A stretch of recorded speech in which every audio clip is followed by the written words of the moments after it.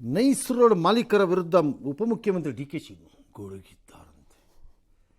ನೈಸ್ನವರು ಸರ್ಕಾರಕ್ಕಿಂತ ದೊಡ್ಡವರು ಎಂದುಕೊಂಡಿದ್ದಾರೇ ಅಲ್ಲ, ಸರ್ಕಾರಕ್ಕಿಂತ ದೊಡ್ಡವರೇ ಅವರು. ಅವ್ರಿಗೊಂದು ದಾರಿ ಮಾಡ್ತೀವಿ. ಏನು ದಾರಿ ಅಂದರೆ ನೈಸ್ ರೋಡ್ ಪಕ್ಕದಲ್ಲಿ ಒಂದು ಆಲ್ಟರ್ನೇಟ್ ರೋಡ್ ಮಾಡಿಕೊಡ್ತೀರಾ ಅವರಿಗೆ? ಏನು ಮಾಡಿಕೊಡ್ತೀರಿ ಸರ್? ಆಮೇಲೆ ಹೆಬ್ಬಾಳದಲ್ಲಿ BDA ಸೇತುವೆ ಯಾವುದೋ ಒಂದು ಮೇಲು ಸೇತುವೆ ಉದ್ಘಾಟನೆ ಮಾಡಿ ಮಾತಾಡಿದ. ಅವ್ರಿಗೆಲ್ಲ ಪಾಠ ಹೆಂಗೆ ಕಲಿಸ್ಬೇಕು ಅಂತ ಗೊತ್ತಿದೆ. ಹೌದಾ? ಪಾಠ ಸರ್ ನೈಸ್ಗೆ, ಖೇಣಿಯವ್ರಿಗೆ, ಯಾಕೆ ಸರ್? ಡಿ.ಕೆ. ಚೆನ್ನಾಗೇ ಇದ್ರಲ್ಲ ನೀವಿಬ್ಬರೂ. ಏನಾಯಿತು? ಏನೋ ಸಮಸ್ಯೆ ಇಬ್ಬರು ಚೆನ್ನಾಗೇ ಇದ್ರಲ್ಲ.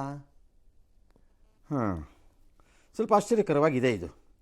ಏನಿದು ಹಿಂದೆ ಮುಂದೆ ಏನಾದ್ರು ಹೇಳಿ ಸರ್, ಇದು ಏನು ಹಿಂದೆ ಮುಂದೆ ಯಾಕೆ ಈ ಪರಿಸ್ಥಿತಿ ಬಂದಿದೆ? ಹೌದು, ಗೊತ್ತಾಗ್ತಿಲ್ಲ ಯಾಕೆ. ಹೆಬ್ಬಾಳದಲ್ಲಿ 2ನೇ ಲೂಪನ್ನು ಇವತ್ತು ಉದ್ಘಾಟನೆ ಮಾಡಿದ್ದಾರೆ.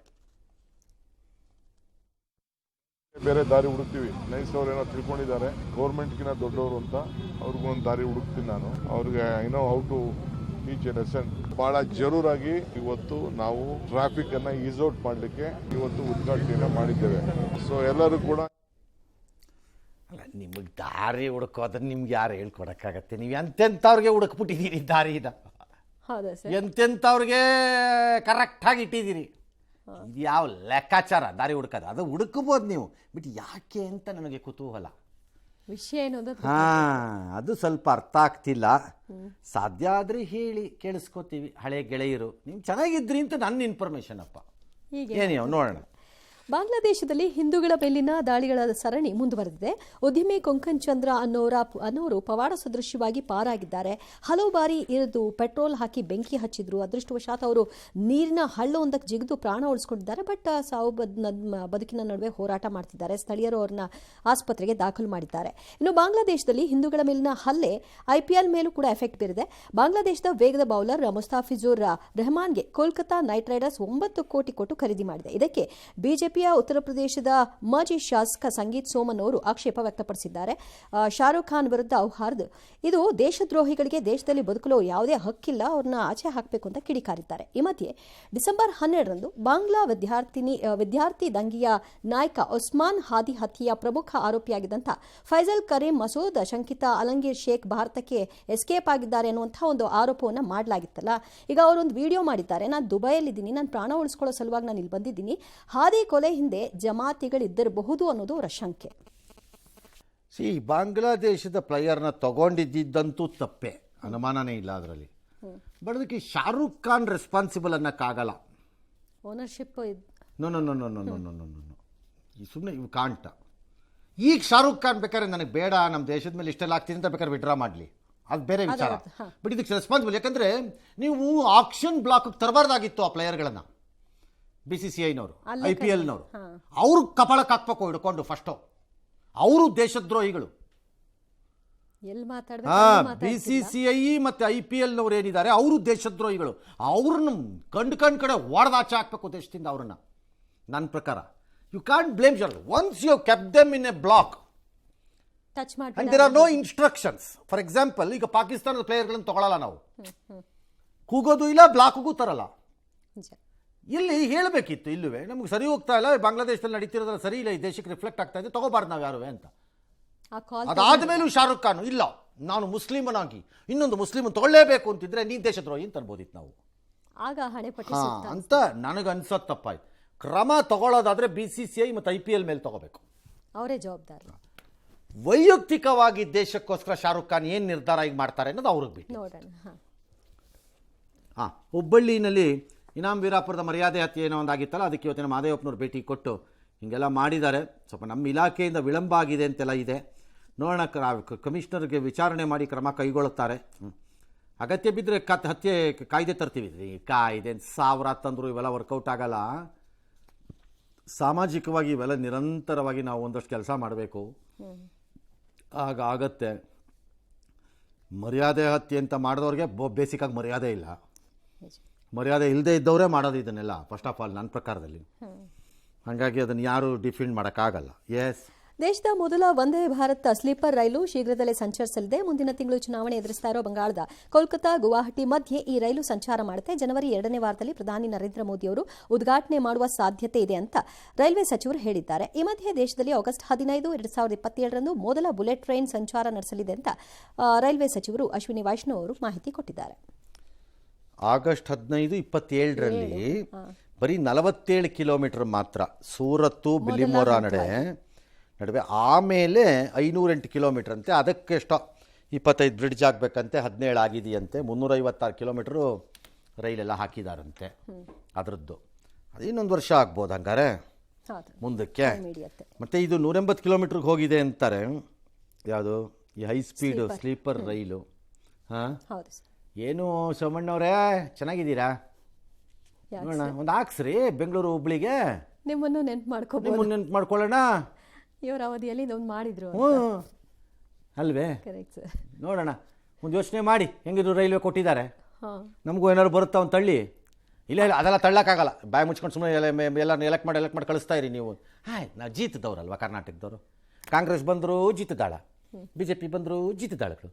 ಯಾಕೆ ಸರ್? ಎರಡೂ ಕಡೆ ಇರೋ ಬೆಂಗಳೂರಿನಿರೋ ಕರ್ನಾಟಕದಲ್ಲಿರೋ ಲೀಡರ್ಗಳಿಗೆ ಬೆನ್ಮೂಳೆ ಇಲ್ಲದೆ ಇದ್ದವರು. ಅಲ್ಲಿಂದ ಹೇಳಿದನ್ನು ಕೇಳಬೇಕಷ್ಟೇ. ಅಷ್ಟೇ. ಹಂಗೆ ಹೇಳಿದ್ರು ಪರವಾಗಿಲ್ಲ, ನಮಗೇನು ಬೇಜಾರಿಲ್ಲ. ಮಾಡ್ಸೋದು ಸುಮ್ಮನೆ ಯಾಕ್ರಪ್ಪ ನಮಗೆ ತೊಂದರೆ ಕೊಡ್ತೀರಿ ಜೀತದಾಳಗಳಿಗೆ ಅಂತ ನೀವು ಹೇಳಿದ್ರು ನಮಗೇನು ಬೇಜಾರಿಲ್ಲ. ಕೇಳ್ತೀವಿ ಸುಮ್ಮನೆ ಅಷ್ಟೇ. Okay okay. ಜೀನಿ ಸ್ಲಿಮ್ ತಗೊಳಕ್ಕೆ ಸ್ಟಾರ್ಟ್ ಮಾಡಿದ್ನು, ಅವಾಗ ಮಂತ್ಲಿ ಪೀರಿಯಡ್ಸ್ ಆಗ್ತಾ ಇದ್ದೀನಿ. PCOD ಪ್ರಾಬ್ಲಮ್ ನಾರ್ಮಲ್ ಆಗಿದೆ, ಥೈರಾಯ್ಡ್ ನಾರ್ಮಲ್ ಆಗಿದೆ. ಪೀರಿಯಡ್ಸ್ ಎಲ್ಲ 6 ಮಂತ್ ಆದ್ರೂ ಆಗ್ತಾ ಇದ್ದಿಲ್ಲ, ಇವಾಗ ರೆಗ್ಯುಲರ್ ಪೀರಿಯಡ್ಸ್ ಆಗ್ತಾ ಇದೆ. ಜೀನಿ ಸ್ಲಿಮ್ ನ ಯೂಸ್ ಮಾಡಿ 8 ತಿಂಗಳಲ್ಲಿ 55 kg ಸಣ್ಣ ಆಗಿದ್ದಾರೆ. ಜೀನಿ ಸ್ಲಿಮ್ ತಗೊಳ್ಳಿ, ಬೇಗ ಸಣ್ಣ ಆಗ್ತೀರಾ, ಫ್ಯಾಟ್ ಲಾಸ್ ಆಗ್ತದೆ. ಜೀನಿ ಸ್ಲಿಮ್ ನ ಯೂಸ್ ಮಾಡಿ 100% ಯಾವುದೇ ಸೈಡ್ ಎಫೆಕ್ಟ್ ಇಲ್ದಂಗೆ ಸಣ್ಣ ಆಗ್ತೀರಾ. ವಾಣಿಜ್ಯ ಬಳಕೆ 19 kg ಸಿಲಿಂಡರ್ ದರ 111 ರೂಪಾಯಿ ಹೆಚ್ಚಿದ್ದಾರೆ. ಹೋಟೆಲು, ರೆಸ್ಟೋರೆಂಟು, ಕ್ಯಾಟ್ರಿಂಗ್ ಸೇವೆ ಇದಕ್ಕೆ ಸ್ವಲ್ಪ ಏಟ್ ಹೊಡಿಬೋದು. ಏನು ಕಾಪಿಗೆ 26 ರೂಪಾಯಿ ಇದ್ದಿದ್ದನ್ನ ಇವಾಗ 30 ರೂಪಾಯಿ ಮಾಡ್ಕೋತಾರೆ ಅಷ್ಟೇ ತಾನೆ, ಬೇರೆ ಯಾವುದೂ ಚೇಂಜ್ ಆಗಿಲ್ಲ. ಈ ಮಧ್ಯೆ ಹೆಚ್ಚುವರಿ ಅಬಕಾರಿ ಸುಂಕ ಮತ್ತು ಪಾನ್ ಮಸಾಲ ಮೇಲೆ ಹೊಸ ಸೆಸ್ ಹಾಕಿದಾರಲ್ಲ, ಸಿನ್ ಟ್ಯಾಕ್ಸ್ ಅಂತ, ಅಂದರೆ ಪಾಪದ ತೆರಿಗೆ ಅಂತ. ಸಿಗರೇಟು, ತಂಬಾಕು ಇದಕ್ಕೆ 40% GST ಎಲ್ಲ ಹಾಕಿದಾರಂತೆ. ಹಾಕ್ಕೊಳ್ಳಿ, ಬೇಡ ಅಂದಿಲ್ಲ. ಬಟ್ ಪಾಪದ ತೆರಿಗೆಯನ್ನು ಹಾಕಿ ಪಾಪದ ತೆರಿಗೆಯನ್ನು ವಸೂಲಿ ಮಾಡುವವರನ್ನ ಏನಂತ ಕರಿಬೇಕು? ಪಾಪಿಗಳು ಅಂತ ಕರಿಬೇಕಾ? ಅಲ್ಲ, ನಾನು ಸುಮ್ಮನೆ ಕೇಳ್ತಾ ಇದ್ದೀನಪ್ಪ. ಅವ್ರನ್ನ ಏನಂತ ಕರೆಯೋಣ? ಪಾಪಿಗಳು ಅಂತ ಕರೆಯೋಣವಾ? ನರೇಂದ್ರ ಮೋದಿಗೆ ಇವೆಲ್ಲ ಹೊಳೆಯಲ್ವಾ? ಪಾಪದ ಹಣವನ್ನು ಯಾಕಪ್ಪ ಕಲೆಕ್ಟ್ ಮಾಡಬೇಕು? ಬೇಡವೇ ಬೇಡ, ಅದು ಎನ್ಕರೇಜ್ ಮಾಡೋದು ಬೇಡ. ಹಾಂ, ಕಂಪ್ಲೀಟ್ ಬ್ಯಾನ್ ತೆಗೆದೇ ಬಿಡಿ. RSS ಊರಿಗೆಲ್ಲ ಮೌಲ್ಯ, ನೈತಿಕತೆ, ನೀತಿ ಅಂತ ಬುರ್ರೆ ಬಿಡ್ತೀರಿ. ಇದು ಕಾಣಲ್ವಾ ಅವ್ರಿಗೆ? ಪಾಪದ ಹಣ ಅದು ಆ ಪಾಪದ ಹಣ ಇದರಲ್ಲಿ ಮಾಡಬಹುದು ಅನ್ನೋದಾದ್ರೆ ಸಿನ್ ಟ್ಯಾಕ್ಸ್ ಅವರೇ ಕರೆದಿರೋದು, ನಾನಲ್ಲ. ಆದರೆ ವ್ಯಭಿಚಾರನು ಬಿಟ್ಬಿಡಿ. ಸಿನ್ ಟ್ಯಾಕ್ಸ್ ವ್ಯಭಿಚಾರ, ಸಿನ್ ಟ್ಯಾಕ್ಸ್ ಡ್ರಗ್ಸ್, ಸಿನ್ ಟ್ಯಾಕ್ಸ್ ಕ್ಯಾಸಿನೋ ಕಲೆಕ್ಟ್ ಮಾಡ್ಕೊಳ್ಳಿ. ಹೆಂಗಿದ್ರು ಪಾಪಿಗಳು. ತಪ್ಪು ಅಂತ ಒಪ್ಕೊಂಡಾಗಿದೆ. ಹಾಂ, ಎಂಥ ನಾಟಕಕಾರರು ನೋಡ್ಕೊಳ್ಳಿ. ಎಸ್. ಸ್ವಿಟ್ಜರ್ಲೆಂಡ್ನ ಕ್ರಾನ್ಸ್ ಮೊಂಟಾನಾದ ಸ್ಕೀ ರೆಸಾರ್ಟ್ನಲ್ಲಿ ಸ್ಫೋಟ ಸಂಭವಿಸಿ 40 ಜನ ಸಾವನ್ನಪ್ಪಿದ್ದಾರೆ. 100ಕ್ಕೂ ಹೆಚ್ಚು ಜನ ಗಾಯಗೊಂಡಿದ್ದಾರೆ. ಸಂಗೀತ ಕಚೇರಿಯ ಸಮಯದಲ್ಲಿ ಪಟಾಕಿ ಸ್ಫೋಟಗೊಂಡು ಈ ದುರಂತ ಸಂಭವಿಸಿರಬಹುದು ಅಂತ ಹೇಳಲಾಗ್ತಿದೆ. ಈಗ ವಿಡಿಯೋ ವೈರಲ್ ಆಗಿದೆ. ಪಾಪ ಅಲ್ಲ, ತುಂಬ ಜನ ಹೋಗ್ಬಿಟ್ಟಿದಾರಂತೆ ಅಲ್ಲಿ. ಅದೇ ನಮ್ಮ ಗೋವಾಲ್ ಆದಂಗೆ ಇದು ಕ್ಲಬ್ಬು, ಅದು ರೆಸಾರ್ಟ್ ನ್ಯೂಯಾರ್ಕಲ್ಲಿ. ಎಸ್. ಎಡಪಂಥೀಯ ಯುವ ನಾಯಕ ಜೋರ್ಹಾನ್ ಮಮ್ದಾನಿ ನ್ಯೂಯಾರ್ಕ್ ಮೇಯರ್ ಆಗಿ ಪ್ರಮಾಣ ವಚನವನ್ನು ಸ್ವೀಕಾರ ಮಾಡಿದ್ದಾರೆ. ಈ ಮೂಲಕ ಅಮೆರಿಕದ ಅತಿದೊಡ್ಡ ನಗರವಾದ ನ್ಯೂಯಾರ್ಕ್ನ ಚುಕ್ಕಾಣಿ ಹಿಡಿದ ಮೊದಲ ಮುಸ್ಲಿಂ ಮೇಯರ್ ಅನ್ನೋ ಇತಿಹಾಸ. ಮಧ್ಯರಾತ್ರಿ 12 ಗಂಟೆಗೆ ಸಿಟಿ ಹಾಲ್ನಲ್ಲಿ ಪ್ರಮಾಣ ವಚನ ಸ್ವೀಕಾರ ಮಾಡಿದ್ದಾರೆ. ಪ್ರಮಾಣ ವಚನ ಸ್ವೀಕಾರವನ್ನು ಕುರಾನ್ ಮೇಲೆ ಕೈ ಇಟ್ಟು ಮಾಡಿದ್ದಾರೆ. ಮಾಡಿ ಸಂತೋಷ.